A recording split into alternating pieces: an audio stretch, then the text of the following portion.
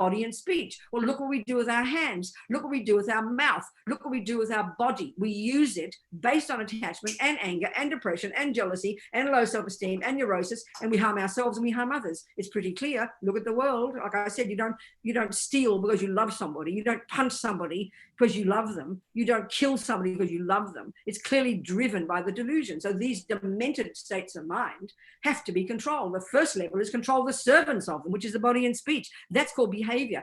That's why the fundamental starting point in Buddhism, in ethics, the starting point for the most advanced level, for the most simple level of practice, the starting point on ourselves and we harm others. It's pretty clear. Look at the world. Like I said, you don't steal because you love somebody. You don't punch somebody because you love them. You don't kill somebody because you love them. It's clearly driven by the delusion. So these. What's happening? It's me talking, but I mean it's delayed. Can we turn off some? Can we turn off? Hang on. Yeah, it's just delay, obviously. I'll just put everyone on mute. I'll bring you back in a moment. I'll bring you back in a moment. Hang on.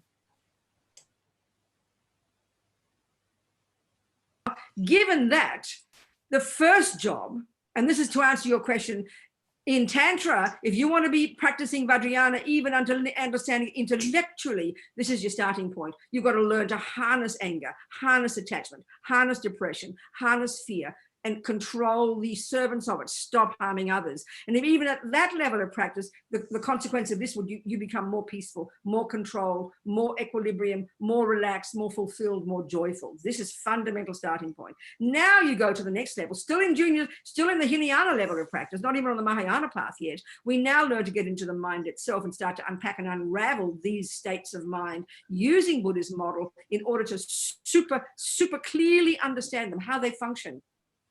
Understand them deeply, see them deeply, and begin to really be our own therapist. Because again, if you want to go anywhere near university level, which is Mahayana, not to mention postgraduate, which is Vajrayana, it is impossible to do that until we first control the body and speech and then control the mind. And that is being our own therapist. That means getting some concentration and deeply unpacking and unraveling our mind so we can be truly understanding attachment and anger and see the relationship between all of them, see how they cause me pain and begin to harness them and give up and want to give them up. This is absolutely fundamental level of practice. Now we've got some control of our body, speech and mind. How amazing. And first of all, how would we be? We're becoming a happier and wiser and more marvelous person as we go by now. But now we're going to look at the outside world and we're going to realize, oh my God, we're all in the same boat. Look at the suffering of this crazy planet. And then we begin to develop bodhicitta. Now at that level, yes, there's more wiggle room. At the first level, and this is expressed by the first type of vows, all this level of practice from A to Z to Buddhahood is expressed in 3 levels of vows. This first level, controlling our body and speech, junior school and high school, the Hinayana level, the Theravadan level, this is shared by everybody on the planet who was studying that level. They're the vows of the pratimoksha, the individual liberation. And the essence of those vows is to help us control our body and speech. They're really like discipline. Do not use your body and speech to harm sentient beings. And that's the main energy of those vows. And the main purpose of them is to stop us from creating more negative karma. We're the beneficiaries of that. Now to the bodhisattva level, we go to the bodhisattva vows. They're way more powerful, way more expansive, way more amazing. These are now related to others. Now these vows, and all vows are related to behavior, about the body and speech. Vows aren't about the mind, they're about behavior. So the first level is just back off and don't harm sentient beings. Control the servants of these crazy delusions. Now you go to the next level of vows and it's way more powerful. Now you have vows which are about behavior to help you know how to be of benefit to others. Whatever you do with your body and speech now will be the benefit of that person. And these vows are more expansive and more vast and more profound, because even at this level, there are vows. The breaking of the first kind of vows is determined by just simply doing it. You just don't kill, you don't steal, you don't lie, you don't jump on the wrong partner, you practice discipline. There's no wiggle room. Bodhisattva vows are more profound. Here you break the vow based upon the motivation. And second, that even here there's a vow that you would break an earlier vow. You would break an earlier vow. You would steal or lie or even kill if it's for the benefit of others. Now, you can't play with that. The highest level bodhisattvas are the only ones who are capable of that when you've got some realizations of genuine renunciation and even emptiness, probably. You can't play with that at all. But at the simple level, we understand it. And this is where you can use, even at this level, Randy, this is the point, when we begin to comprehend these different levels of practice, different levels of Buddhist psychology and philosophy, we can see if you're a mother and you're driven by compassion, you might have to have tough love for your child. You've told her 4 times to not do that activity and she's not listening, so you've got to be rough with her. And she might think mummy's angry, but you know you're not angry. You're pretending to be angry. So that's where you're using anger. And that's a very practical basis. And we understand this, but we can't play with this. We can't pretend we're not really being angry, but we really are. Do you see my point? So absolutely at the bodhisattva level, if you can't train the mind at this level, forget about Vajrayana. Come on, baby, this is impossible. That's the most advanced level at all. So the principle for sure is in all the Mahayana, and absolutely extremely so in the Vajrayana, where because you've got renunciation, bodhicitta, and emptiness to some degree, you are now capable of utilizing even the junk in your mind to be of benefit to sentient beings. That's the essence of it. That makes sense. But you've got to have the whole framework, darling. Put your Rona, put her speaker. Yeah, but you've got to understand it in the framework I just presented. Otherwise, it's just all rubbish. You understand? Absolutely. And so people who are practicing the Bodhisattva path, who have taken the vows, who have actually understood what the concepts are, the energy that comes with anger can be transformed into clear vision, into seeing. I'm not even talking about it in such an esoteric way, Randy. Energy, I don't know what you mean by that. I'm talking about the actual conceptual state of, but that's just physical. And that's not what I'm talking about. That's just the symptom of what anger is. Anger is not the person shouting. Anger is not even the energy. The actual anger is a conceptual story in the mind that's based upon attachment that says, how dare you do that to me? You are bad, you are wrong. And then my hand will do the action of punching the person. Anger is not the physical expression. Anger is not the punch. Anger is not the shout. They're the expressions of the anger. The actual anger, and we learn this in high school. We have to learn this. And most of us as Buddhists don't even learn this. We don't study it. We have to see beneath the emotional component that anger is an elaborate conceptual story, an outrage that you have dared to harm me. And there's an outrage based on attachment that only is a junkie that only wants what I want. So it's a conceptual story. Anger is a conceptual story. So when you understand that, when you've got to shout at your child, you only have compassion. So you say, I told you 4 times to stop doing that. Go to your room. And you know she will now hear you, but there's not one atom of anger there. You're using the words that sound like anger. Let's forget the energy one. If there's energy, you're deluded. When you're really an advanced being, there's no energy in a sense, because that's uncontrolled. If it's uncontrolled energy, you can't use it. It has to be clear and conscious. It's a crucial thing to understand, Randy, and even more so in Tantra. You understand? Good, fantastic. Thank you so much. So now more questions, folks. Any old thing you want to talk about, what's been worrying you lately, something that happened yesterday. I don't care, the simplest thing, it doesn't matter. The smallest, simplest thing. Annie in London, Sonia, Aya, Laura. I have a question. Good, talk to me. Where are you? About the Bodhisattva, I'm in Denmark. But I want to see you. Wait a minute. Wait, I can't find you. Your windows aren't coming up when I talk. Normally they come up. I don't understand. Hello. Yeah, this is Lars, I think, is it? Lars. But I put the speaker you on and I appear. So how do you change that, Kate? But then when he talks, believe me, it hasn't been happening. Try again talking, Lars, and I'll see if your face. I'm talking. I can't see you. Talking. It's really hard, darling. Yeah. Doesn't come. cancel. Am I So there? never mind, let me just talk and I'll see if I can hear you. Come on, talk again. All right. There you go. I see you last, but you're not coming up with the name of you. Excellent. I want to take the Bodhisattva vows, but not quite sure that I'm ready for it to honor it rightfully. I know, but What's your advice for me? No, you see, well, okay, let's look at this, Lars. It's a really important point.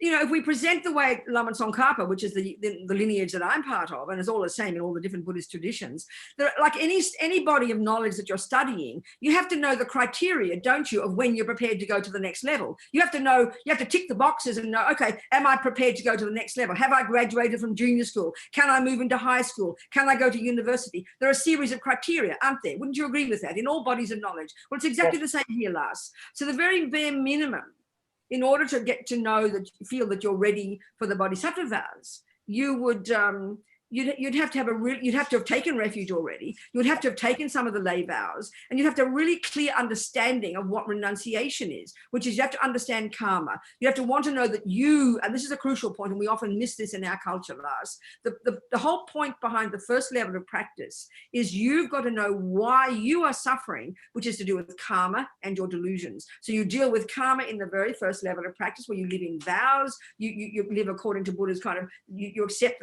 the view that you don't want to harm, you don't want to lie, you don't want to steal, you don't want to kill, you want to begin to harness your mind and your body and your speech. That's the very first level of practice. And of course you can formalize that when you take refuge and you take the layperson's vows. You vow not to kill, not to steal, not to lie. This is a profound level of practice, Lars, and this controls our body, helps us control our body, speech and mind. And the purpose behind that level of practice is because you are sick of suffering. You are sick of suffering. We often hear it as punitive. We often hear, oh, I'm not allowed to kill, I'm not allowed to lie, I'll get punished. We have a very dualistic view about it. But the real thing behind this first level of practice is that you are sick of suffering, and you know now why you're suffering, because you have the Buddha's view about karma, and you really want to change that. So this is the energy behind your wish to get the hell out of suffering, and you want to renounce suffering and its causes, and you know that you are sick of suffering. This is crucial. Often we miss that in our culture because we think, oh, I'm not suffering, but I have compassion for other people. The Buddha's point is that we don't have this renunciation, if we don't have this understanding of karma and delusions, which is high school and junior school, if we don't get this for ourselves, our compassion for others is not stable. So when you've got a clear understanding of renunciation, what Buddha means by that, what he means by suffering, what he means by what causes suffering, what he means by the delusions, what he means by karma, if you've really got this down and you have a strong feeling, you know that you're sick of suffering, then you look outside the world and you go, oh my God, we're all in the same boat. What can I do to help others?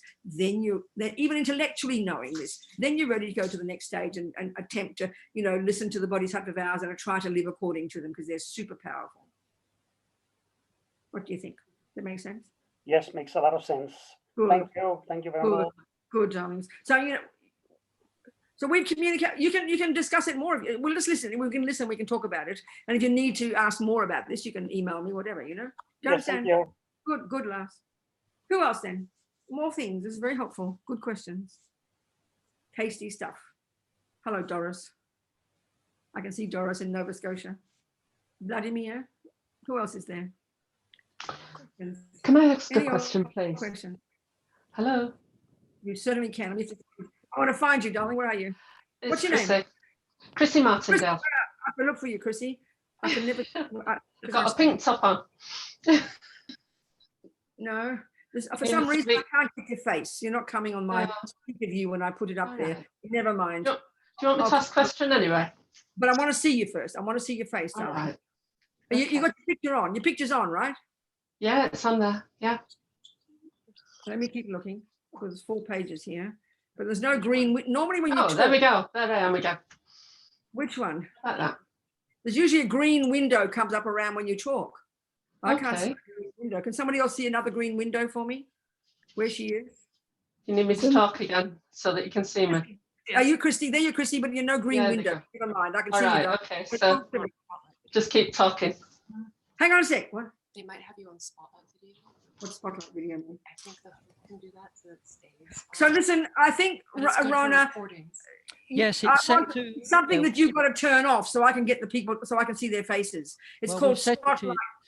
Spotlight video. I think, I don't know. Yes, we have it set to spotlight video because can you turn it off? I want to highlight it's going out on YouTube as well, and we're not sure everyone wants their faces on YouTube, so they put themselves on the screen because they don't mind being seen.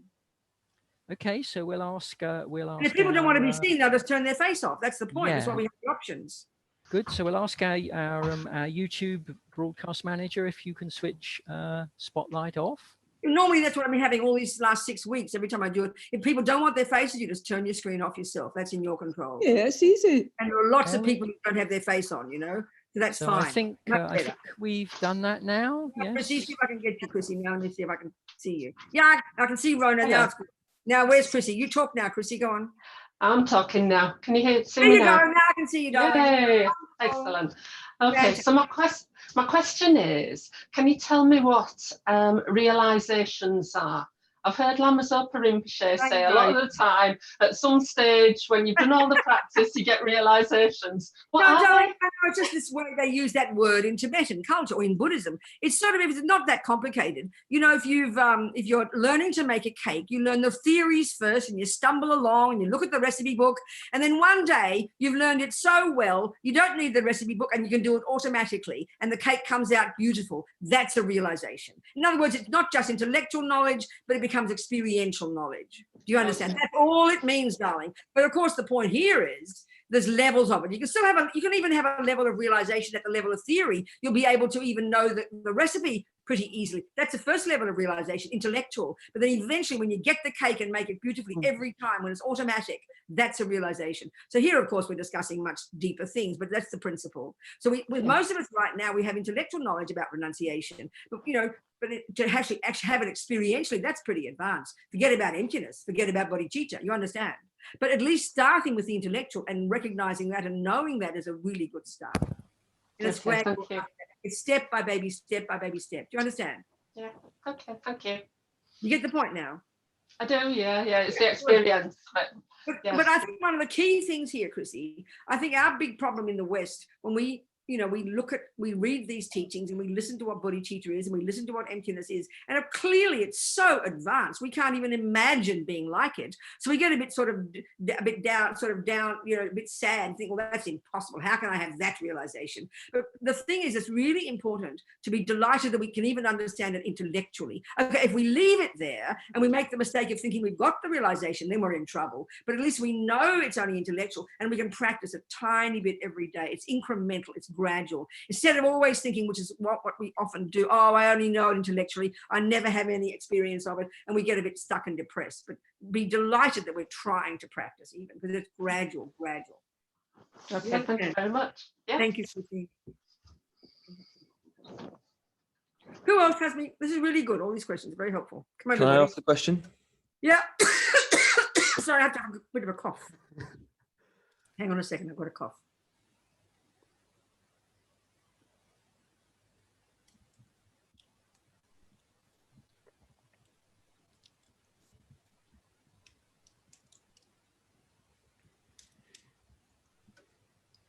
So what's your name?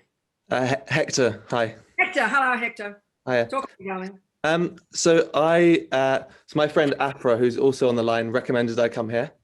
And, Yes. and I'm starting out on the path, I guess. This is my very first step, or close to my first step. Yes. How would you recommend I continue from here? Should I tune in every week? Should I? Well, Should I Hector, read? no, exactly. I really think, if you think about, again, any body of knowledge, anything you have interest in, you start by, you like tennis. Well, what do? You have this broad idea of tennis, all kinds of tennis. But as you keep looking and you keep watching, and then you can't find people, then you think, I'd like to more than just watch it. I'd like to practice. Then where you are, you check for clubs, and you check for teachers, and you keep narrowing it down, and you get more interested, and you keep searching and keep looking. This is the same organic process here. So you've just begun this process, right? So you start listening to things. I mean, there's lots of opportunities these days. Just read a book. I mean, you take it each step of the way. You be cautious because there are a lot of rubbish tennis players around. There are a lot of rubbish supposed spiritual practitioners, because in our culture, I think we don't give it much credibility. We think anybody can think what they like and make up what they want. It's a bit kind of irresponsible. So you start with somebody. You check the credentials. Even after this class, you check up, and you might notice I might say the name Dalai Lama. Oh, that's interesting. I'll check the Dalai Lama. Then you'll check that he's got a good reputation. So you'll feel, well, at least I'm on the right track. And then you might read a book, and it'll go from there. But it's driven by your wish. It's driven by what you want. Some people leave it there for 30 years and just read books. Some people go all the way and practice 100%. That's up to you. But take it step by step, take it organically, be intelligent, use your wisdom, use your common sense, talk about it, read it, think about it, and see where it takes you. That's really the general piece of wise advice. Do you understand? Yeah, absolutely. But also to know in principle, if you know you want to interest in tennis, you've got to know at least what tennis is. So the bottom line, I'd put this way, the Buddhist approach can be very confusing to see what it's about, because it's so complex and so many variations of it, so many kinds of it, and it's hard to often know what is really being a Buddhist. Well, the fundamental point of being a Buddhist, as I sort of implied already, is the Buddha's expertise really is the mind. And that might be surprising to us because we think we made up psychology with Freud, but really there's been extensive knowledge about the mind in India for more than 3,000 years, and in Buddhism. It's a bit hidden to us in our culture, but it's becoming more evident now. You know, more and more people are using things that they know started in India, started with the Buddhists. So then the essence of the being a Buddhist is this fundamental understanding to know your mind deeply and to know that we can change it. That's the fundamental point. That's the essence. And the reason for any practice you might do is to help us do that job. And why would you want to do that job? Because the Buddhist point is that we suffer because of all the rubbish. We can learn to change it, and we can learn to develop our good qualities. It's almost seems too simple, but it's the hardest job we'll ever do because we're pretty entrenched with our habits at the moment. Do you understand? But that's the essence of it. So you just follow your heart from here, but be intelligent and clear, one step at a time, Hector. Thanks. Does that make sense? Thank you very much. Good. Okay, sweetheart. Thank you so much, Hector. So you're Afra's friend. That's good. I'm happy to meet you. Good. Okay, people. What else? I think I'm putting the onus on you guys this time instead of me raving on. May I ask a question? Absolutely. Let me find you. My name There is you go. Frances. Yes, I can just see you in the dark, but I can. Oh, well, May I that- know that's your name? My name is Frances, and it's dark because it's 4:30 in Australia, 4:30 Oh, my a.m. darling. Well done, girl. Unbelievable. It is. Look at, I can see my clock. Frances, talk to me.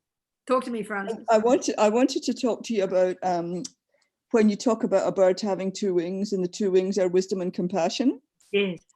I feel that as a grandmother of 5, I kind of have got the compassion thing a bit, and Yes. I try to use that in other ways, but I waver about the wisdom thing.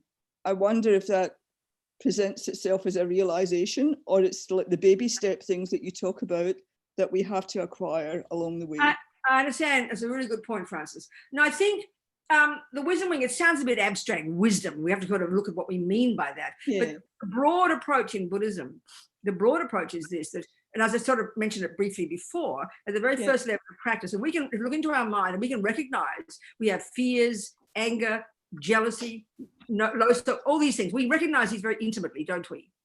Yeah. Would you agree? And we've all Yes, got I them to one degree or other, and we can see in ourselves and others that we're not happy when we've got these. We make a mess of our lives when we've got these. It's simple. So that's really a very simple analysis. And the crucial point is, of course, the Buddhist view is people do bad things to us. People trigger the anger. Events trigger the depression. Things trigger the jealousy. And in our culture, of course, we emphasize the things that trigger it, and we try to change those. But the Buddhist point is fine, do that as well. But he says Buddha's expertise is learning to know how we can change the actual mind. That's the key. That's the point. And the great skill in Buddhism is this understanding of the way the actual cognitive process works.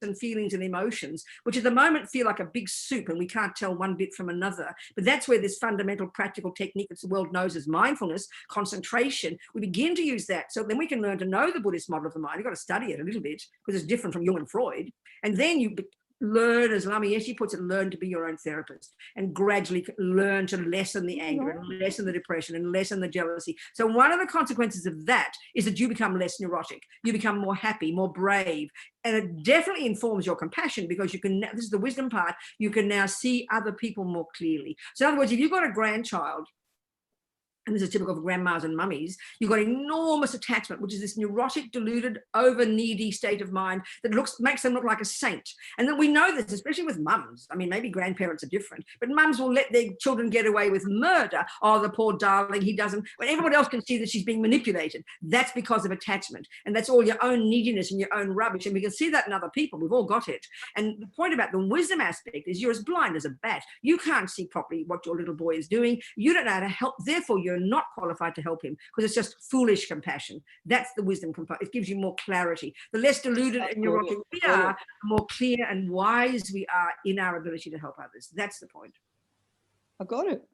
Good, Frances. Well done. Well done, girl. So it's the inner work first, then we can do the outer work. You know. So you could. I remember my grandmother used to use an expression. She would say, "You have to be cruel to be kind."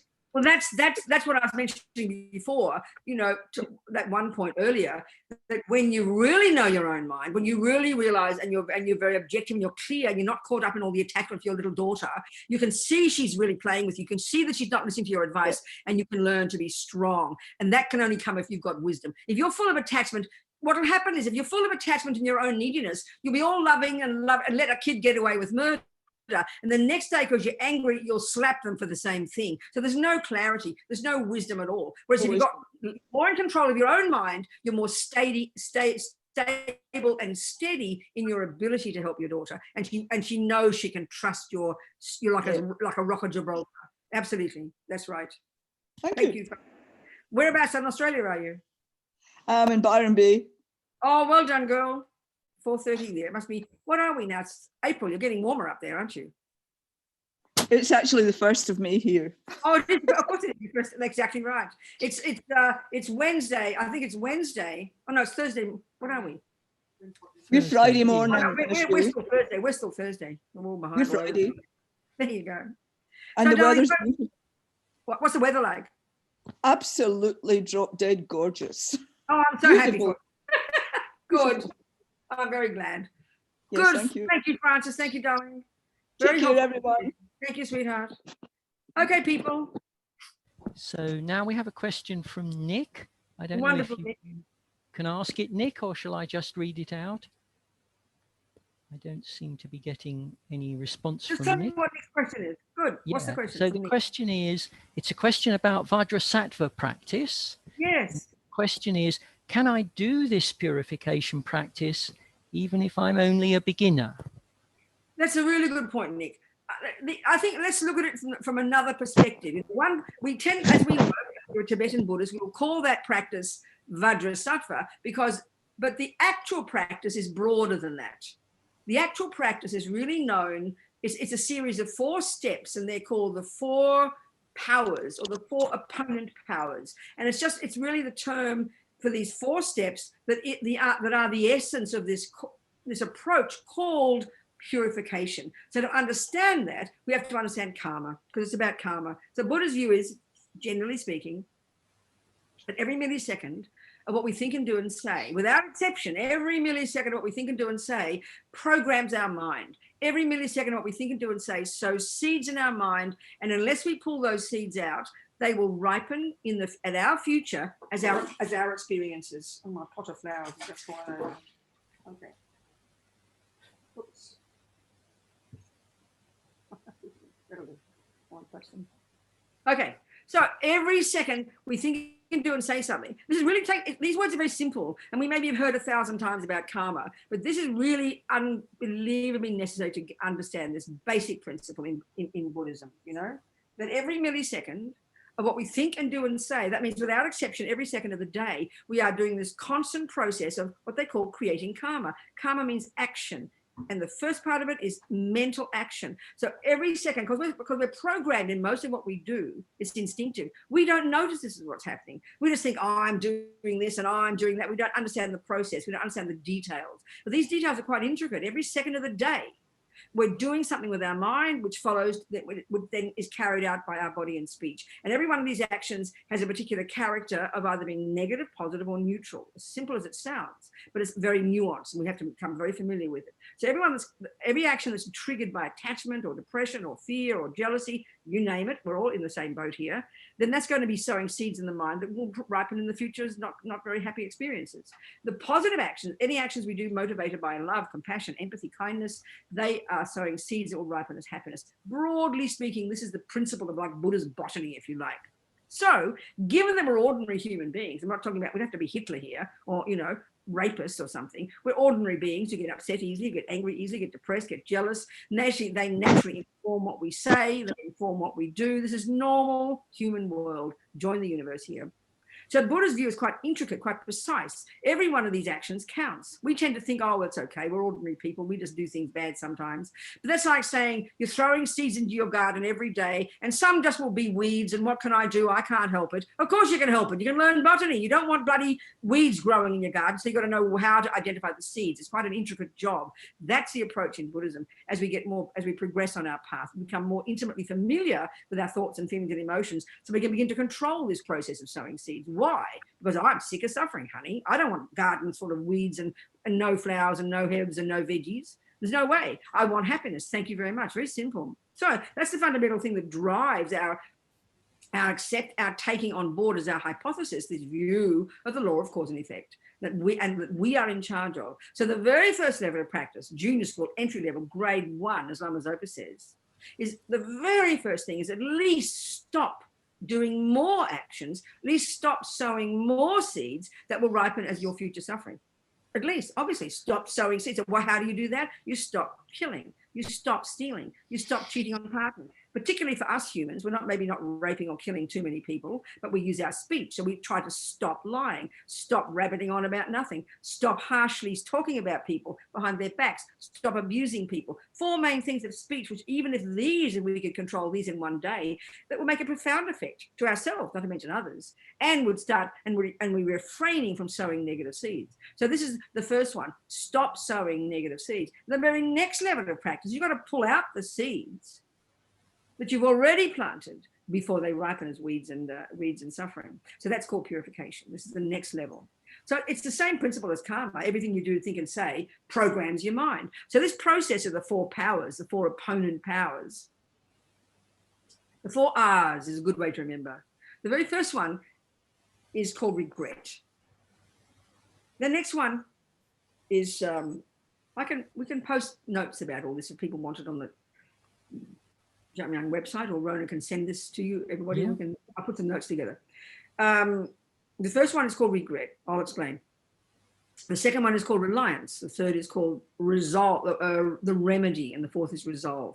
So just think of it not as a religious practice. Think of it as, it is psychological, but think of it in that way. It's the process you go through in your mind, and it's got logic to it when we unpack it, okay?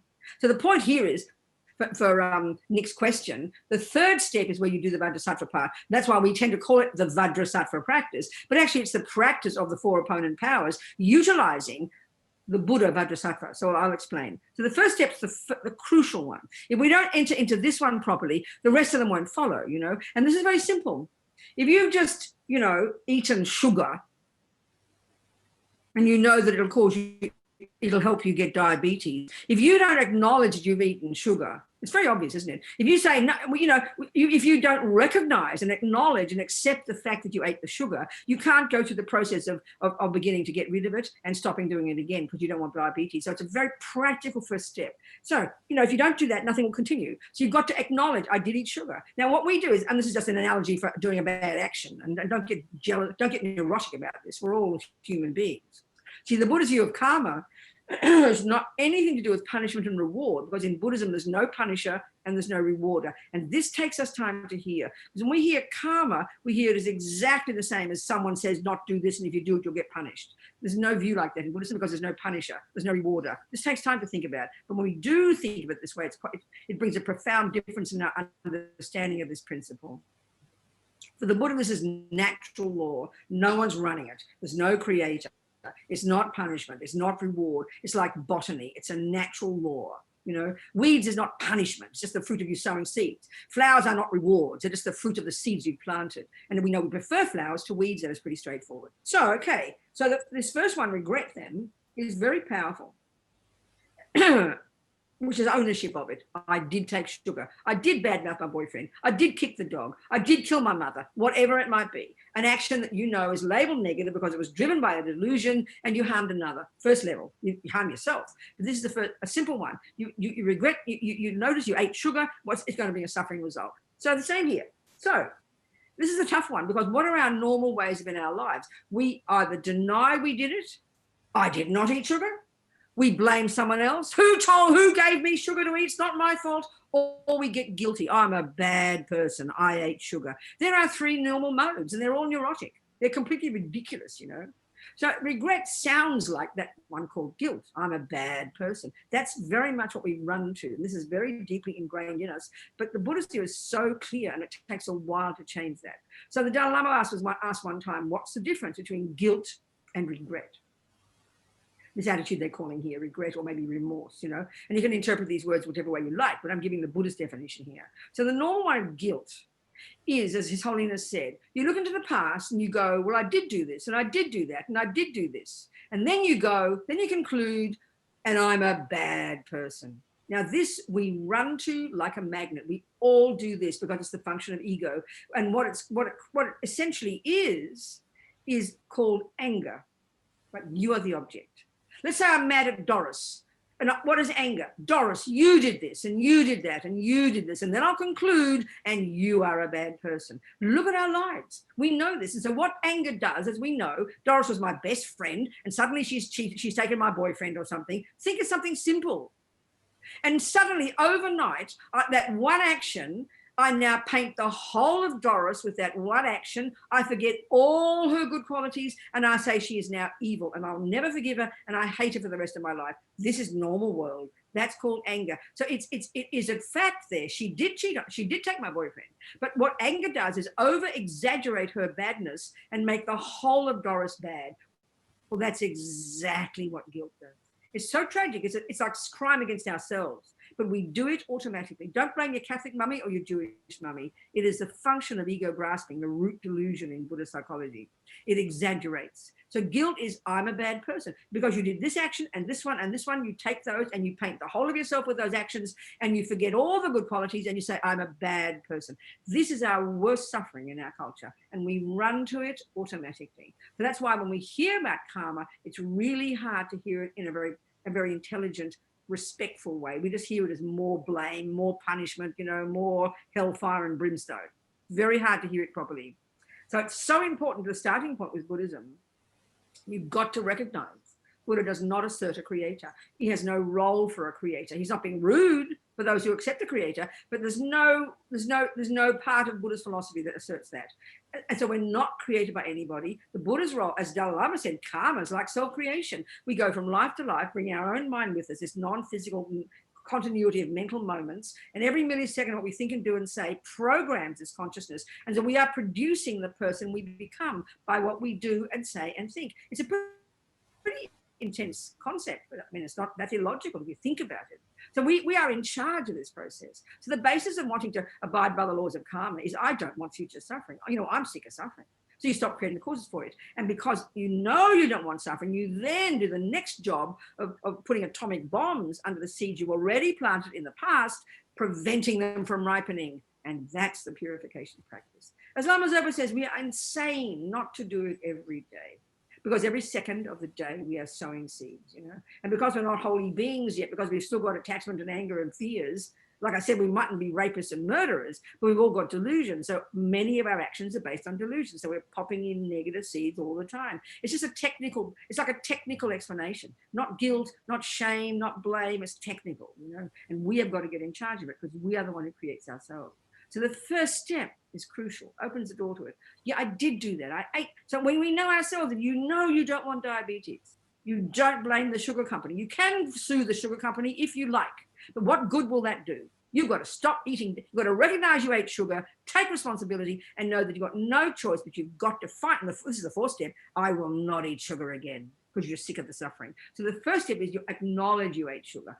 You acknowledge you killed, lied, stole, badmouthed. And if you're a typical Buddhist and you've got the view of past lives, in this particular, I could do it at the end of the day, and you'd sit down and you'd check the day, that day. And often we get so anxious and worried by the end of the day, but we don't remember why. Because you badmouth the traffic and you you killed this, you shouted at this person, you let the ant go down the sink without trying to save it. We build up all this stuff and we forget what we've done half the day. So sitting at the end of the day and sort of taking stock of our day and remembering, I know why I'm feeling all anxious because I shouted at my brother at 11 o'clock, but you forgot, So we deal with all this stuff and we look back on the day. I do regret that, but you've got to remember regret isn't guilt. You've got to spell this out for yourself. It's really quite profound psychologically. We've got to be saying, you don't say, oh, I ate sugar, I'm so guilty, I'm so bad, my doctor will punish me. I ate sugar, but Robina, I'm sick, I don't want diabetes, I'm sick of suffering. That's the attitude. It's self-respect. It's like compassion for yourself. This is really important point. We have to cultivate this. So the first one is that I regret the harming, I regret the killing. And then throughout this life, the things you've done to harm others, for example,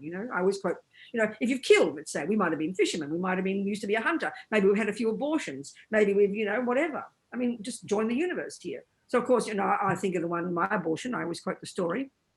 In 1968, when I was a hippie living in London, the NHS had just started abortions, making them legal. I thought I'd won the lottery, I felt so fortunate. So I went to the Charing Cross Hospital, they accepted, I had an abortion. So I regret that now. And this is the point. So what does it mean, regret? It's such an important point.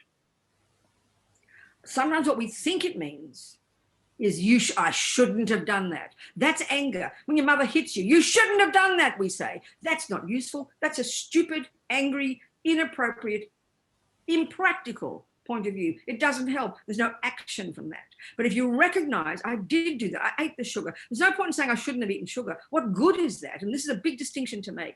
I did eat the sugar. I regret it. I own the fact that I did it. And then the next step is, what can I do about it? That's the saving grace. So as His Holiness says, guilt, again, guilt is you look in the past. I did this, I did that, I did this, then I'm a bad person. No, regret is exactly the same in the first step. You do look in the past and you acknowledge, I did do this, and I had an abortion, I did kill the fish, and I did cheat on my boyfriend, and I did this, or whatever it might be. Join the universe. But then you conclude, what can I do to fix it? That's the action part. That completely changes the character of the whole approach. So regret is a wholesome attitude of acknowledging my responsibility, of recognizing, because of my own ignorance. I mean, when I was 23, I had no sense of it being a consciousness. I didn't think of it as anything. I just knew I didn't want what would come out the other end. So I made this decision, you know, based on karma. There's many other things there, you know, based on the relationship with this person who came to my womb. Because conception, at the time of conception, that's when the consciousness comes. So there's a real human being in there. They haven't started growing yet, but it's still a person. So, you know, there's karma between us. I made the decision. They created the cause to get killed. There's a whole dynamic there, which is understanding karma. So then I accept it. I did it. And I regret, not because I'm saying I shouldn't have done it. It's meaningless. I did do it. And I didn't think it was negative. So if it is called killing, which is what view it is, it's based on my own attachment. I sowed that seed, then I regret it. I don't want the future suffering. I don't want the consequences of killing. I don't want to get killed. I don't want to have a suffering rebirth. I don't want to have a tendency to kill. These are the consequences. This is the karmic results of action. It's all laid out in the teachings. So because I am sick of suffering, like I don't want diabetes, it's the same analogy, then I regret it for my sake, out of wholesomeness, out of compassion. First step is regret. Powerful, already powerful. Then I think, next step, whom can I turn to? Whom can I rely upon to give me the medicine so I can purify this? So I turn to the doctor. So clear, I must turn to my doctor. And what's a doctor? Here's a good analogy for the Buddha, and they use this. There's two things as a basis of relying upon a doctor. One is, you got to want their medicine. You got to want either preventative or curative. One or the other, isn't it? You don't go to a doctor because they're handsome. You go because you want what they've got. And that means you check their qualities. You're confident that they're valid. So you want the doctor because you don't want suffering, and you check on the doctor and have confidence that they are a valid person, you know, and so you can rely upon them, hope in a practical way. So now this is the difference, you know, if we've got the Christian background or the Muslim background. This is a major point. I always stress it because our minds are so imbued with the creator religion concept that we bring this into our own world without realizing it, which is a punishment reward one. So this is not criticism. It's just it's a clear, important point to get. The Christian view is for sure. I always quote this. I ask my priest, what is a sin by definition? It's doing what God said not to do. So naturally, if I have that view that I've gone against God's will, the first step is similar. I would have confessed that I did it. But then I have the second step is I have to rely upon God, and then I have to beg him to forgive me. And it's the forgiveness that purifies me. That is not the Buddha's view. I'm not criticizing it, but it's got nothing to do with Buddhism, because Buddha's not it's like that's like going to your doctor and asking her to forgive you for eating sugar, assuming that'll heal your diabetes. We would laugh at that, actually. No, you rely upon the doctor because you want the medicine she will suggest based on her wisdom, but you can use it to purify yourself. That's the attitude with the Buddha, and it's a crucial difference to get clear, you know. We're very just vague about it sometimes. So reliance means we check on the Buddha. I mean, you don't have to like Buddha, no one's forcing us. But in this case, if I'm relying upon the Buddha and his medicine, then the second step is, whom can I turn to give me the medicines so I can purify myself? I do the work. So the second step, the second part of the second step, there's two bits. 2A, reliance. You rely upon the Buddha. So here in this framework, now this is where the Vajrasattva one comes in, Nick. There's a particular Buddha we use from the Vajrayana, but it's all Buddha, they're all the same Buddha, but just looking different.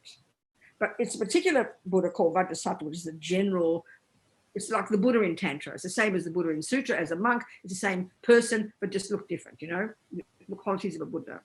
So you visualize above your head. There's different ways you can do this. At this second step, you usually formally do a little form of refuge prayer. But the real energy here is just to be delighting. You found a decent doctor. I mean, you feel like you won the lottery if you get a good doctor.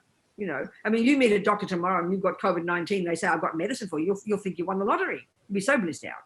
So you've got to have confidence that's the right doctor for you. So here we're talking the Buddha. So you're visualizing the Bodhisattva. You make a prayer of refuge, but in your mind, you're thinking how amazing I've got a decent doctor. That's reliance. The second part is under the heading reliance, but this is now compassion for those you harm. You rely upon the suffering sentient beings. The first step is like compassion for yourself. Regret. I did do this and I did do that, you know, and I sowed those negative seeds in my mind and I don't want future suffering. So I regret from the depths of my heart because I'm sick of suffering. That's the first sense. It's like compassion for yourself. The next one is now the refuge, and the second part, compassion for those we've harmed. That comes second. Compassion for yourself has to come first. So the second one is, you know, you think of the person you cheated on. You think of the person you killed. I think of the baby I aborted, that sentient being who had karma to come to my womb and indeed had karma to get killed. They wouldn't have got killed by me if they didn't have the karma to get killed. It's a dependent arising for sure. But I had compassion for that sentient being, you know. And then I think I must regret for their sake all the beings I've harmed since beginningless time. And then if you can, if you're brave enough, you'll also conjure up compassion for those who've harmed you. That might be tough for us. If we can, and why would we do that? Pretty simple. Because they will suffer because of their action.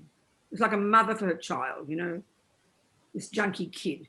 Everybody else hates her. She vomits in the soup, she steals, she lies, but the mother has such compassion for her because she knows she's harming herself. That's the action. That's the Bodhisattva's compassion of sentient beings who are harming others because they're harming themselves. So if you can have that compassion too and think I must regret for their sake, everybody's sake, that's pretty powerful. That's the second step, reliance. The third one is now the remedy, and that's where Vajrasattva comes in now.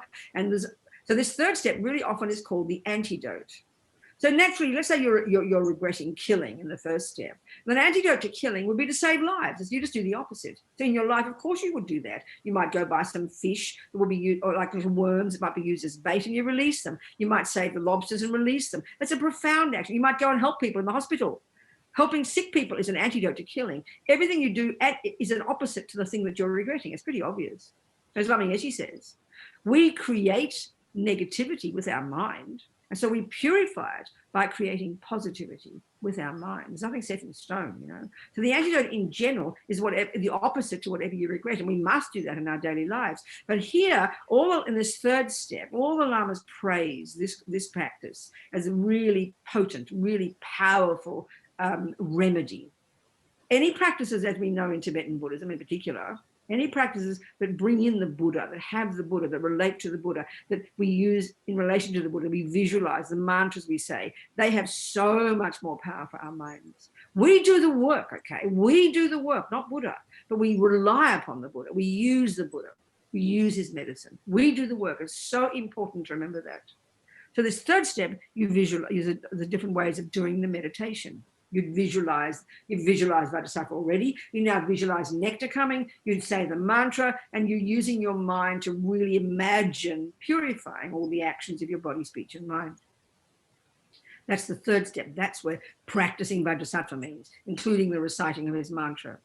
Now, the fourth step, as one Lama said, the most important, the resolve to change. So if you've got a vow not to kill, you would reiterate that every day. I will not kill. I will not steal. I will not lie. But as Lama Zopa said, you don't lie to yourself. If you've got an old habit like, you know, shouting at your boyfriend, you can't say, I'll never do it, because you're not ready for that. So you might say, for 24 hours, I will not shout at my boyfriend. And this fourth step's really powerful.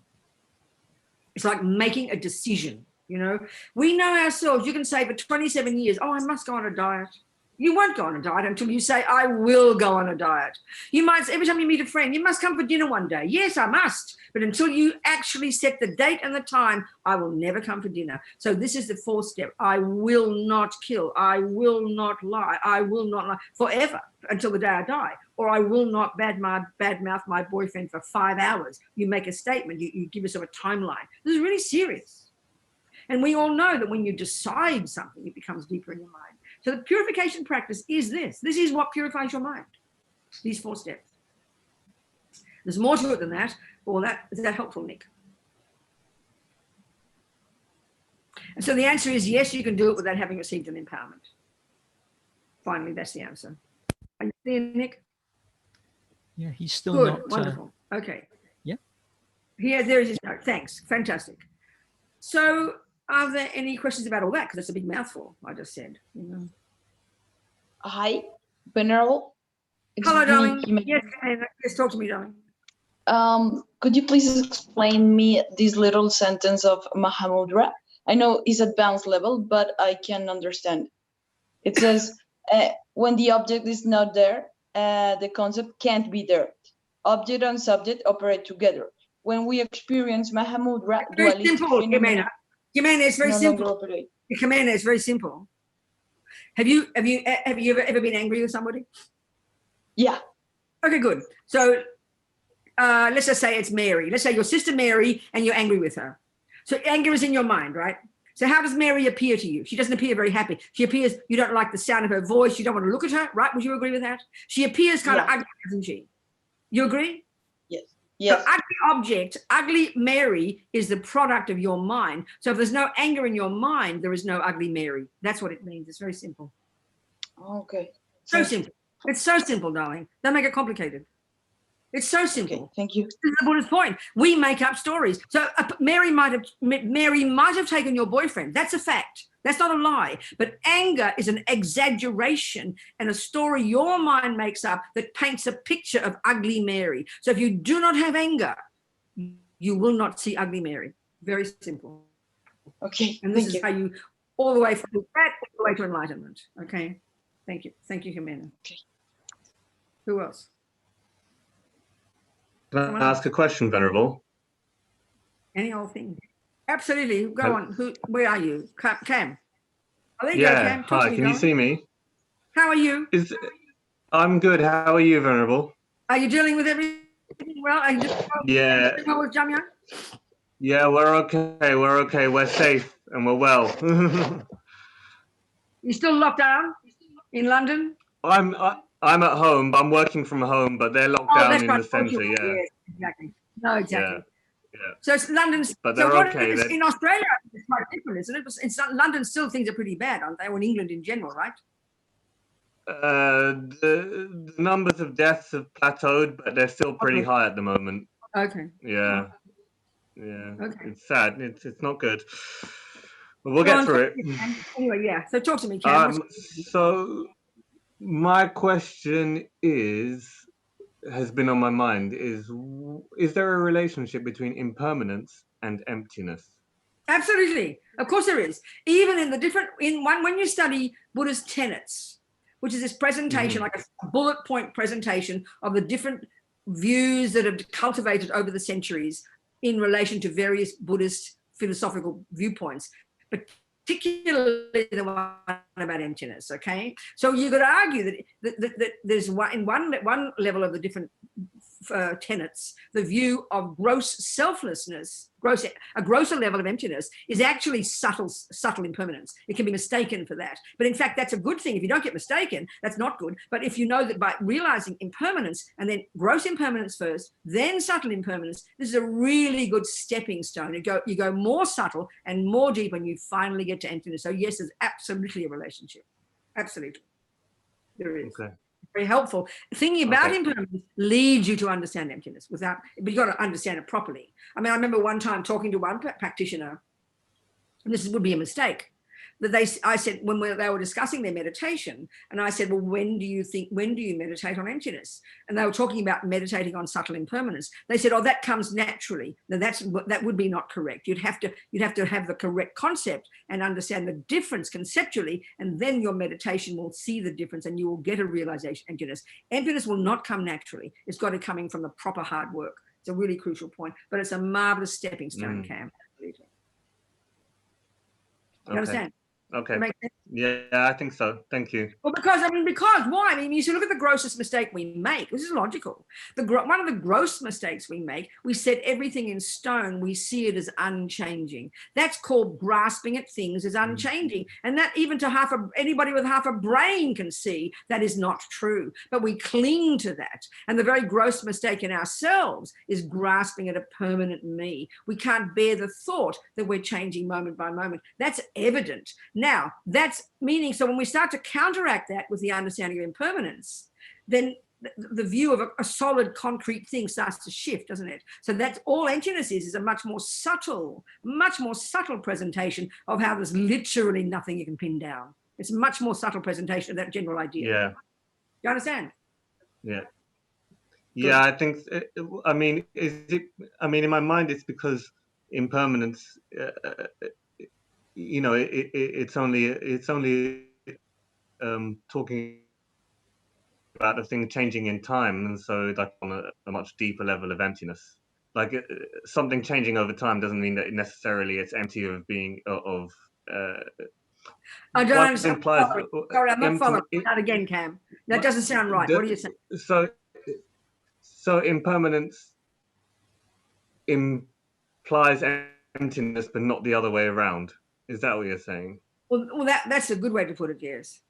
But you can, in general, no, emptiness is more subtle, for sure. Yes. Something that is impermanent is for sure empty, but saying is for sure empty, but everything is not necessarily impermanent. It's another way. But the real point is to see it as a gradual, subtler understanding. It can lead you to it.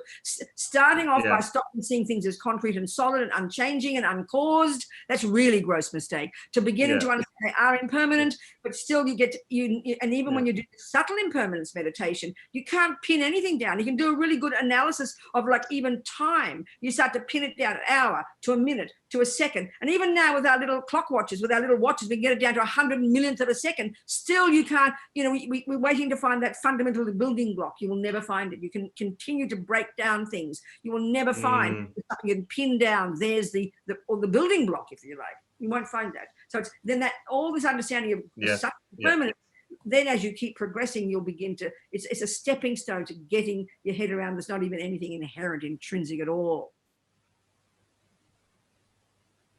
You understand? Yeah, okay, I understand. Got it. Good. Thank you. Okay. Fantastic. Who else, people? Something else? Anything? Very good conversations. Very good topics. Hi, Robina. Yes, Pierre. Talk to me. Yeah, I just would like to hear your point of view on time. I think you mentioned to Kamala time. I was wondering if you could comment a little bit how your sense of time has changed and evolved through your Buddhist years, and you mean how personally, for example, living in the moment and see how the past and the future are structuring this moment, and how a little change in an information on the past can completely change this moment, for example, and things like that. I was wondering if you had had any specific experience with time, has your sense of time changed, throughout the years of I don't know. I'm trying to understand your question, Pierre. But put it this way, I think it seems, this is certainly what Buddha would say, the more we are caught up in anger and fears and guilt and blame and obsessed with ourselves and the dramas of life and the nightmares and freaking out and getting depressed and getting all excited, then crashing down again, then it's like everything's just chaotic, utterly chaotic. But the more we stabilize our body, speech and mind, even just that much, the more we become more,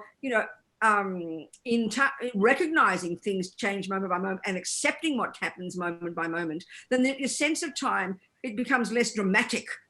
That's all I can say, really. Less dramatic. Time is still passing. You still look in the mirror every day and you see you're getting a bit older.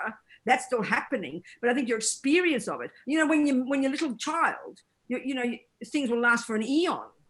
But when you've got more of less attachment and less anger and less neurosis, less up and down, less neurotic, then you're much more equilibrium, therefore more spacious. So I can say that if that's what you're talking about. I don't know. So you're pointing to the patience, patience, right? You're talking about how more patient we can become, how more patient we can become with things.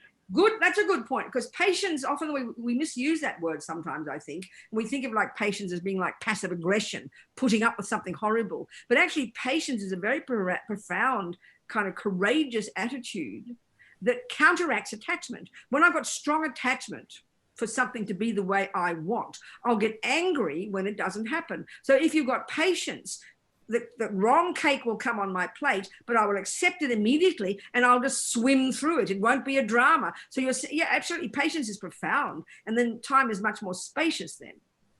But also the real other point I've got a sense, and this is maybe, I'm not sure, but when you hear people like Lama Zopa talk, all these great bodhisattvas, for them, time is precious because they know that everything's impermanent, changing moment by moment. They know that, that so you don't want to waste a single second. You want to use every second of that day to create as much virtue, to work on your mind as much as possible, to create as much virtue as you can, and to benefit as many sentient beings, because every second you are sowing seeds and they will produce the future. So in a very practical sense too, you can use the concept of past, present, and future in a very virtuous way. I think sometimes we can get a bit nihilistic about the approach to time and think of everything as just being in the moment and nothing, only the moment matters. This is kind of nihilistic in a way. I'm not saying you're suggesting that. That would be a misconception, I'd suggest.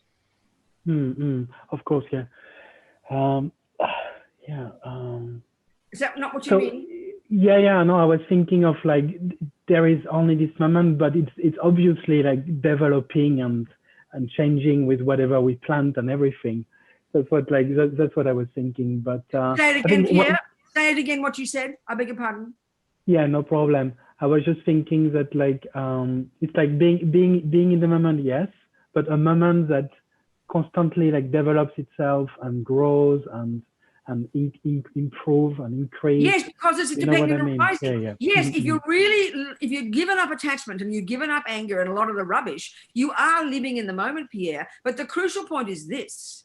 The moment doesn't exist in isolation. That's nihilism. This moment is the opportunity, is what, if you use it to the best ability, you'll be sowing the most powerful virtuous seeds, and you'll be using it as a maximum benefit, because this moment will lead to the next, and that will lead to the next. And these moments of today, when you sow the right seeds now, in 20 years' time, when you will be existing, whether it's in this body or not, what you will have exactly in those 20 years is exactly what you planted now. So it's more than merely living in the moment and even thinking moment leads to the next moment. That's still a bit nihilistic. When we understand the view of karma, every moment counts, because every moment is when you sow the seed, and the seed will bring your garden of the future. So you have to have a vision of what you want. A good gardener would do that. You don't just sit there doing your gardening, living in the moment. You are living in the moment. You're concentrating on what you're doing. But you think about this, every single thing you put in that ground and everything that you pull out of that ground is determined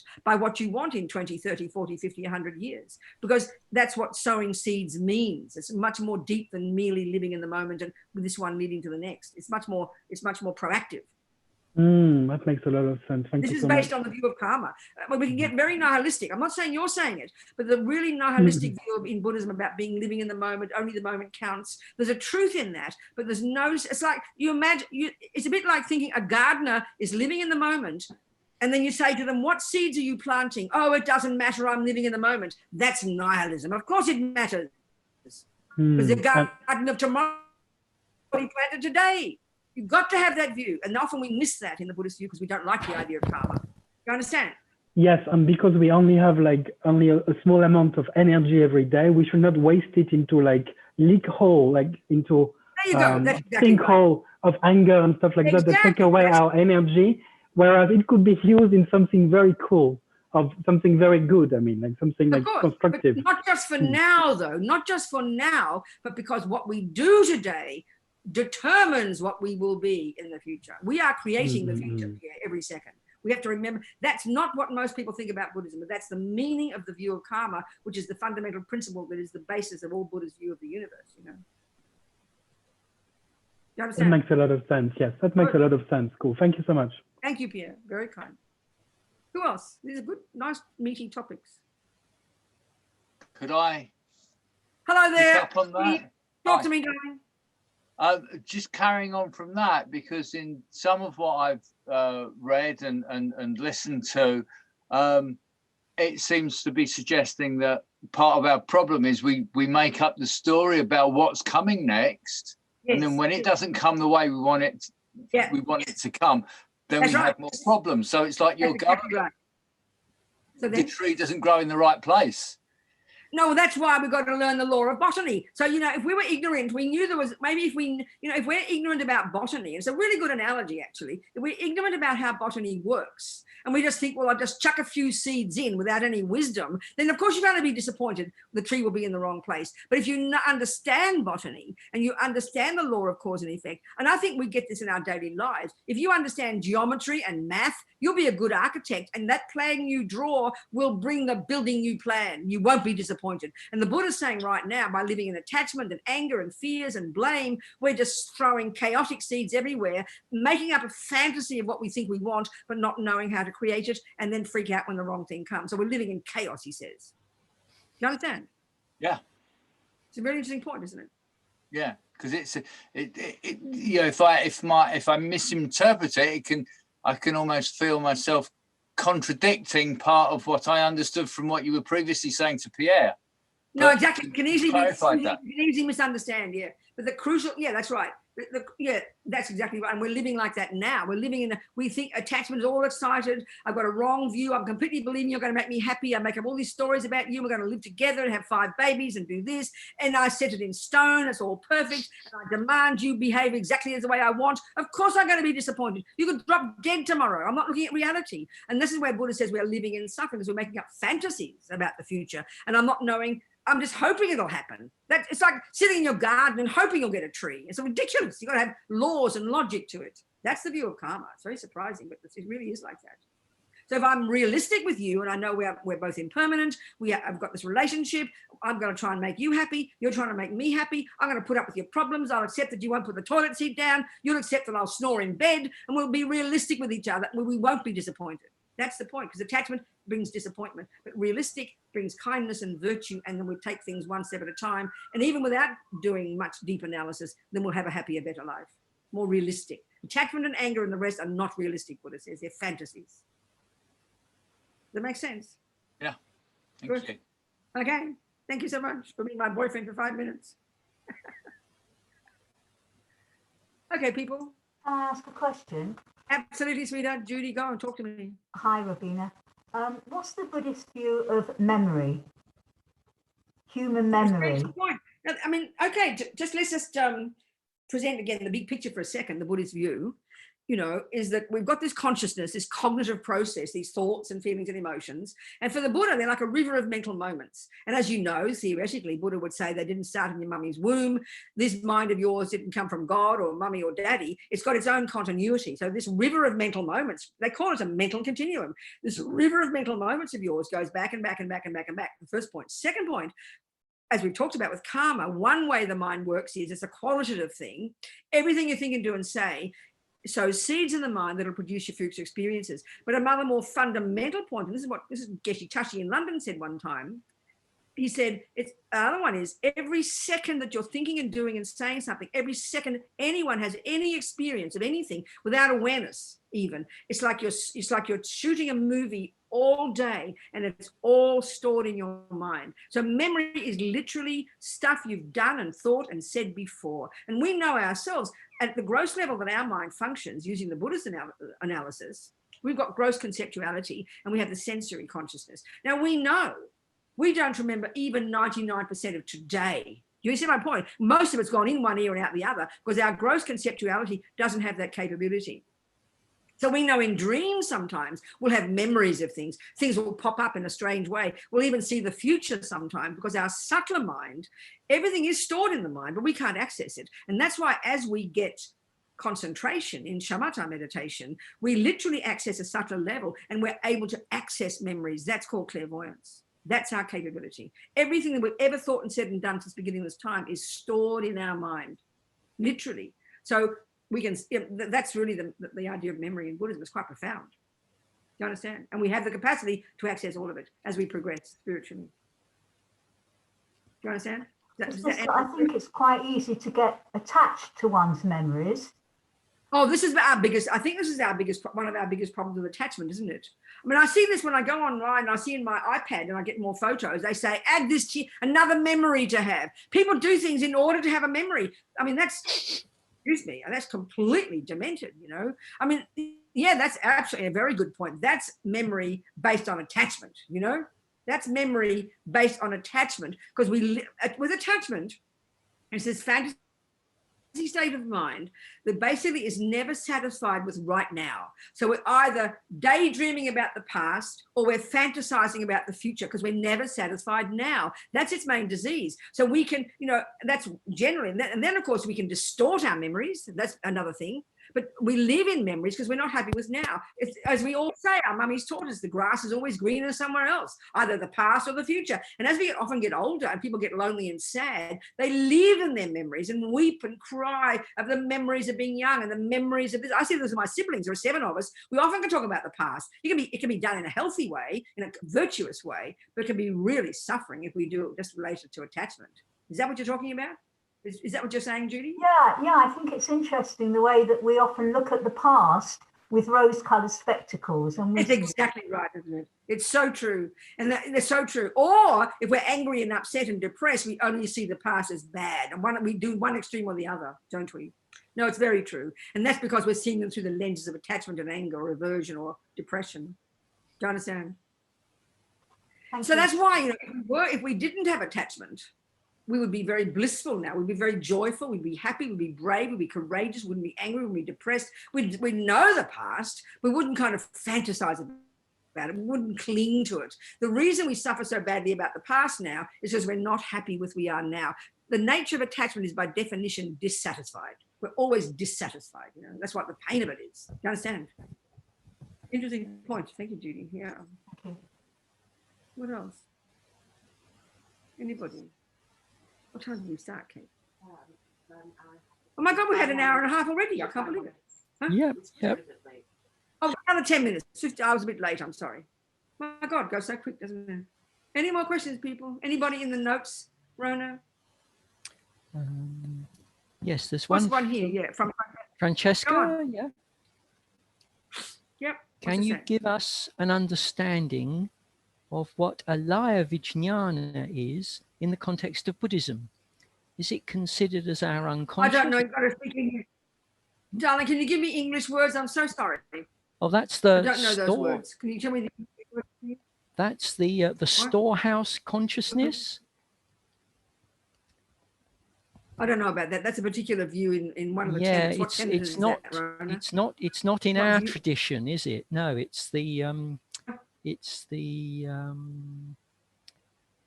Oh, which one is it? Is it the Chittamatrins? Is it? I can't remember either. What is it? It's not our tradition. I don't know the answer. In other words, anything I'm telling you about is only. No, all I can tell you is what I'm saying in this right now is related to what I've learned from my teachers, which is coming from the Gelug tradition, which comes from the Prasangika, as an interpretation of the Prasangika Madhyamika. I don't have enough knowledge of the other views, so I don't know if they call it that. It's just this river, this consciousness where we sow seeds, it's implanted in the mind, and also our memories. I don't know of anything that one. I'm so sorry. I can't help. I'm very sorry. There's another question there. Alison is saying thank you. So there's a very long question. Yeah, there's a very long question from Donna. Read it out. Or show it to Donna, me. Let me see it. Do you want to ask it yourself, Donna? It's in the chat there. Donna, can you ask your question? Sorry. Go, Donna. Can you hear me? I can hear you, darling. Go, Donna. Talk to me. I'll read it quickly because, sorry, I did waffle a bit here. I don't get much time to myself due to being a single mum, looking after 2 high-energy children, working from home, homeschooling.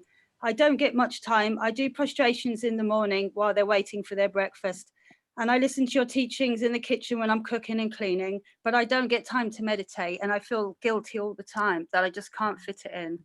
And I'm so tired in the evenings. Oh, darling, Donna, you must stop being guilty. Donna, I think you're tired because you're feeling guilty. Stop. My one advice, it's the simplest one I'll say to everybody, but sweetheart, Donna. But I'm not meditating. This is our main, this is the tragic. But darling, I don't give a damn. What do you mean by meditate? Meditate means familiarizing your mind. The term in Tibetan is a big shock to us. The word in Tibetan is the verb to become familiar with something. Well, all day you're working hard. I guarantee, okay, let me ask you a question. As you're working, doing the things with your children, learning all the things you're doing, washing the dishes, you're listening to teachings, you're watching your mind also, aren't you? You're trying to check your mind, you're trying not to be angry, you're trying not to be jealous, is that right? Yes. You try to watch your mind, try to watch your body, try to watch speech. Okay. Yeah. Okay. So it seems to me that is part. Donna, can you hear me? It's a bit of a delay. You listen to me? You hear me? Yeah. Can you hear me, darling? Yeah. Donna? Yeah, you're breaking up a little bit. Respond.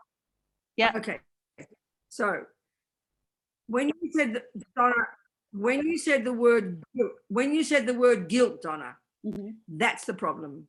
I'm not trying to minimize what you're saying. You might not sit down with your eyes closed and do a few meditations, but when you said the word guilt, that is your mistake. So I really request that you rejoice in what you are doing. You're taking care of human beings. You're teaching them. You're cleaning the house. You're doing all these jobs. You do your prostrations. You listen to the teachings. It's unbelievable.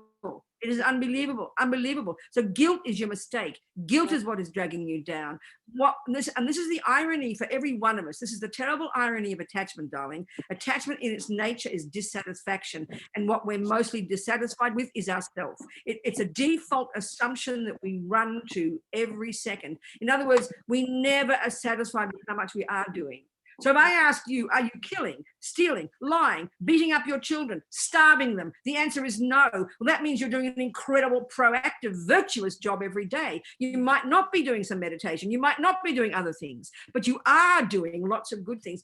I'm not trying to patronize you. I'm not trying to make you feel better. I'm trying to get us to be more accurate. Guilt is our worst problem, darling, and it drags us down to hell. You are doing enough. Now, the fact is, if you think you could put in 5 minutes more, put in 5 minutes more, but not out of guilt and shame. You're doing everything, and rejoice at the end of the day in what you are doing, and that will lift your mind. But it's kind of ironic. It's much harder for us to rejoice in what we're doing instead of always having guilt about what we're not doing. It's very common, Donna. That is my main. It's a conscious practice you have to do. You've got to say it to yourself again and again. Notice the guilt, which is an over-exaggeration of your badness, and tell yourself to shut up, and you are doing a good job, and then maybe you'll fit 3 more minutes in anyway. Because guilt is one of the functions of ego. That's the irony. And it drags us down, darling. I can't express that enough. Thank you. Don't just hear it, but try and act it every day. Try and speak to yourself in a more proactive, more kind way at the end of the day. And then, of course, regret the things you have done wrong and attempt to do a little bit more, 1 minute at a time, and be happy with that. And then you'll have the space in your mind to move forward. I can't stress it enough, Donna. I really can't. Brilliant. Thank you. Thank you. Darling. Good. Thank you, sweetheart. And this is common. We're all the same. It's the irony of ego, you know, we're all the same. What else, people? Anybody else? See you all there. Pat, Brian, Elizabeth. I'm not trying to catch you out. I'm just seeing your names. Kartik's there. Madina, Annie, Irina, Suzanne. I'm happy to see you all. Anybody other questions before we finish? No? Any more thoughts, Rona? Where's Moya? Moya's gone. Cam's gone. Moya's still here somewhere. Moya. Any thoughts, Moya? Any suggestions, Moya? Sweetheart, just finish with. I mean, that really hit home, that guilt one. I mean, you could talk another 5 hours about guilt. Yes. Well, let's do it for 2 or 3 more minutes. Let's do it for 2 or 3 more minutes. Yes, because please. this is, I mean, this, when we see, we all know it, and we all know we don't like to have it, but we all know it seems to come whether we like it or not. But if we analyze what it is, and that's why when I did the regret step in purification, we analyze the steps carefully. Because you see, guilt is as like I said to you, when you understand it as the same as anger, it's exactly the same as anger, but you're the object. It really is the same. Think about that. It is anger. It's over-exaggerating, and anger, all the delusions over-exaggerate. You might be lazy. You might not do enough practice. That could be the truth, but still guilt over-exaggerates it and makes it worse. My boyfriend might have been mean to me, but anger naturally over-exaggerates. We've got to understand this point in Buddhist psychology. This is the key point that Buddhist psychology is saying, which is quite unique to the Buddha's analysis. And if we understand this, we'll begin to see the way we suffer. Because all the neurotic states of mind exaggerate. Depression exaggerates your hopelessness. Anger exaggerates other people's things. Attachment exaggerates the deliciousness and lives in a fantasy. These states of mind are not realistic. That's the key function. And we run to them automatically. No, we don't have to force ourselves to do these things. We just, because we programmed our mind. So this is why when we do the regret step, the first step of purification, it's very powerful, meaning, you know, we've got to own the fact. I mean, I just said before, to who was, I forget, Debbie, who did the mother, I forget, just you, darling, you remember who you were. Yeah, that you do your prostrations, you listen to the teachings, you take care of your children, you homeschool them. There's an immense amount of work. But maybe if you're really brave, you might go, well, I am a bit lazy. I can't be bothered doing my meditation. That's why we've got to be very accurate with ourselves. Be very honest. If we really can even do 3 minutes, if there's something we'd like to do, like 3 Tara mantras sitting on our bottom for 1 minute, do it. But guilt kind of is unable to take responsibility. Guilt is often an inability to take responsibility. It kind of, in a way, getting us off the hook. Well, it's not my fault, I can't help it, but we still feel bad. So it's like double trouble, you know? So regret's a very powerful attitude of being realistic about what we did wrong, what we did right, but not in this heavy blame way, because again, there's no punisher and there's no rewarder. It's realistic, you know, it's realistic.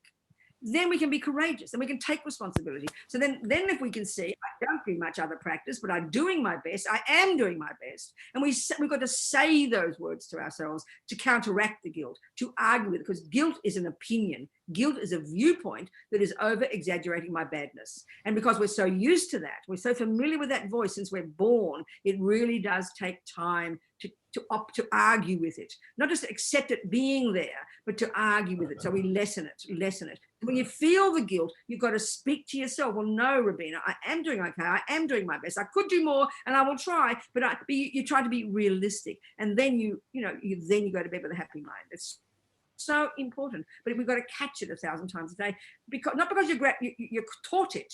This is a function of ego grasping. This is a function of the root delusion, this dualistic view of good, bad, over this, wrong, this, exaggerating, flying from pillar to post, you know?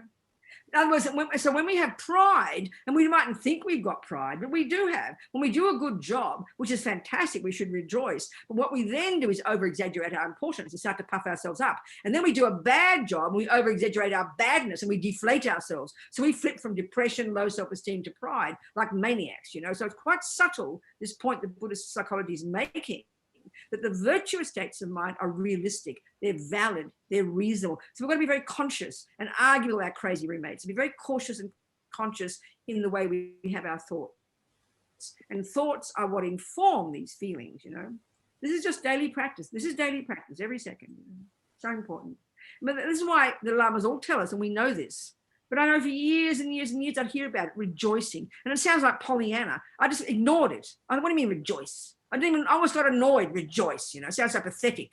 But it's a profound practice, delighting in other people's happiness and delighting in their good qualities and delighting in our own. And it really is a powerful antidote to low self-esteem. It's a powerful antidote to depression. It's a powerful antidote to jealousy. And it's a powerful antidote to guilt, to delight in our qualities and to delight in the qualities of others. It's a huge practice. We don't pay attention. We're obsessed with thinking we're bad. We're always obsessed with the negative. It's the irony of ego, you know. So it takes effort to do this, but it is profound, I promise you. We must do it. We want other people to tell us we're doing a good job. We have got to tell ourselves we're doing a good job and be realistic. You know? So powerful, so important.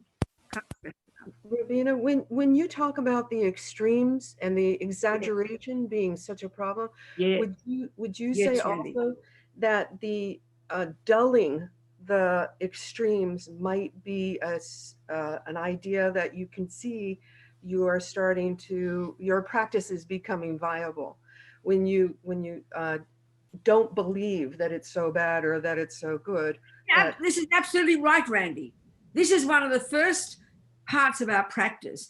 Here we've got these programmed stories in our head, basically, which we've come born with and that have been reinforced since we're little children, which we keep reinforcing. All these conceptual stories about who I am and what I do, they're all there. And usually the angry one, the deluded one, the jealous one, the depressed one, of course. So part of the next process is, you know, is then not, we hope they'll all go away. We think, you know, meditation is a magic pill that when you do it, all the thoughts will go away because we can't stand the pain. But no, part of the process is learning to know, these are like old roommates that have been there a long time and they're pretty entrenched there. It's naive to think they'll go away overnight. So a major next step, as you're saying, is you learn to hear these crazy roommates, but you stop believing them. This is a huge step forward, a huge step forward.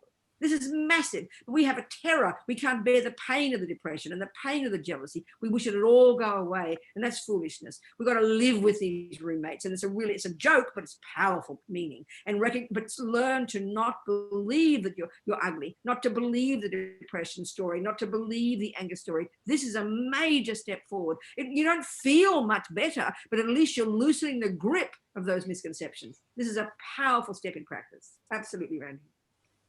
So important, crucial, in fact. Are we communicating, people? So I think we should stop on this upbeat note that we're much better than we think we are. This is not a joke. It's profoundly true. I mean, in other words, even if, you know, the way that we know the lamas would say about this precious human rebirth, if we just looked at ourselves right now and ticked a few boxes of some of the advantages we have, forget about our own qualities, but just our lives and then our own qualities, we would weep with unbelievable joy, like as if we had won the lottery. And don't think it's a joke. If we understood the view of karma, which means that everything that we are now is not a gift from someone else, it's not good luck and it's not bad luck. It is the gardening, it's the fruit of the seeds we have planted. And we would see the vegetables and the veggies and the flowers and the herbs running rampant in our garden. We would know there are weeds there too, but we should be blissed out. And this is not a joke. If we take the view of karma, you know, we would be so joyful in ourselves and we would rejoice in our own good qualities, and then we would want to use them to produce more of it. This is the attitude, you know. But it takes time, this view. We're addicted to misery. Ego is the irony of ego. We're addicted to misery. We're addicted to negativity. That's a function of ego, you know. So it takes time. So we delight. We delight in our good qualities. We delight in everybody else's good qualities. And then we can have compassion for others and empathy for them, you know. So we think, just to finish, we'll do our little mini prayer. I didn't start with a prayer. We just think, you know, here we've been this hour and a half or something, all these thoughts we've had, none have gone astray. They've all gone into our memory. All these seeds we've planted. May we nourish these with our efforts from this moment forward, attempt to rejoice, attempt to be happy with what we're doing for our sake and the sake of others. Jangchum, Semchum, Rinpoche, Ma Kye Panam, Kye Guchi, Kye Panyampa, Mepayam, Gong Ne Gong Gavasho. That's it. So this is our final one, isn't it, Moya? We're done, aren't we? Or having more? This is our final one, Venerable. Okay. And Venerable Fabienne, who people probably know is Jamyang Center Director, she's on retreat now. So on her behalf and on the behalf of the Jamyang community and the wider community, everybody that's been coming, just wanted to say how incredibly grateful we are. Thank you so, so much, Robina, for always being so generous with your time and with your wisdom. And it's just been really, really amazing. So thank you so, so much. Thank you so much. And I wanted to ask the people of the community if it's at all within your possibilities. There is a donate button on the Jamyang page if you'd like to contribute. And if you're part of a different Dharma center, then please support your local Dharma center. And practice generosity. If there's any way you can do that, that would be fabulous. And thank you so much, Robina, and hopefully see you in the flesh in a real teaching as soon as all this rubbish is over. Thank you, Robina. Moya, thank you, Robina. And I've seen more people's messages messages. Thank you, everybody. Thank you, Robina. Thank you, darlings. Thank you so much. Thank Bye, you, everybody. everybody. Much Thank love. you. Keep up. Bye. Thanks. Bye. Thank you, Robina. Please, Venerable Robina, please leave long. I'll do my best. Leaving now. Bye. Thank you. Bye. Bye. Bye.